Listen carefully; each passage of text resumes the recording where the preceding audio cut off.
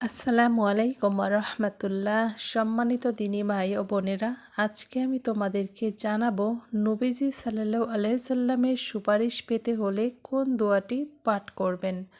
অর্থাৎ হাসরের ময়দানে বা আমাদের যেদিন বিচারের দিন হবে, বিচার করা হবে যেদিন, সেই দিন যদি আমরা রাসূল পাক সাল্লাল্লাহু আলাইহি সাল্লামের সুপারিশ পেতে চাই, তাহলে এই ছোট্ট একটা দোয়া তোমাদেরকে আমল করতে হবে। প্রতিদিন সকালে 10 বার এবং সন্ধ্যায় 10 বার এই আমলটি তোমাদেরকে করতে হবে। দোয়াটি খুবই ছোট্ট এবং খুবই সোজা একটা দোয়া। আমরা অনেকেই এই দোয়া সম্পর্কে জানি এবং এই দোয়াটি অনেকেই মুখস্থ রয়েছে অনেকের। তাই এই দোয়াটি প্রতিদিন অন্তত আমল করবে। ইনশাআল্লাহ আল্লাহ পাক আমাদেরকে রহমত নাজিল করবেন এবং হাসরের দিনে নবীজি সাল্লাল্লাহু আলাইহি সাল্লাম এই দুয়ার মাধ্যমে হয়তো আমাদেরকে সুপারিশ করতে পারেন। দুয়াটি কি আগে জেনে নিই।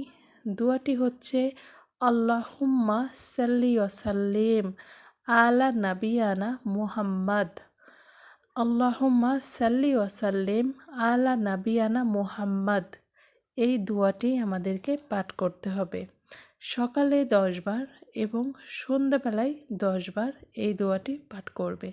ইনশাআল্লাহ আমাদের হাসরের দিনে আমাদের সেই গুনাহ থেকে আল্লাহ পাক মাফ করে দিবেন এবং আমাদের রাসূলের সুপারিশে আল্লাহ পাক হয়তো আমাদেরকে জান্নাত চাইলেও দিতে পারেন। তো প্রিয় ভাই ও বোনেরা, আজকের ভিডিওটি এই পর্যন্তই। ভালো লাগলে লাইক, কমেন্ট, সাবস্ক্রাইব করে পাশে থাকবে। আসসালামু আলাইকুম ওয়া রাহমাতুল্লাহি ওয়া বারাকাতুহু।